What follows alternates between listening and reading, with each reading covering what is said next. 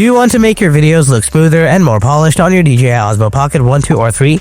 The Glamour Effect can give your shots a soft, professional look, and it's super easy to turn on or off. In this video, I'll show you how to enable or disable the Glamour Effect on your DJI Osmo Pocket. So let's get started. First, turn on your camera, then make sure you're in video mode, not photo or slow-mo. Next, swipe left to open the camera settings menu. In the top right corner, tap on the icon that says Pro.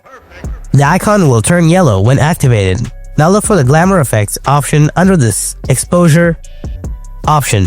Just simply tap on it to enable and back to disable. So, close it and back to live view. When the Glamour Effects are enabled, a small smiley face icon will appear in the top right corner of the screen confirming that the feature is active. So that's how you can enable or disable the Glamour Effect on your DJI Osmo Pocket 1, 2, or 3. Hope you found this video useful. Don't forget to hit that like button, and if you have any other questions, then ask me in the comment section below. Thanks for watching. I'll see you in the next video. Until then, stay tuned and take care.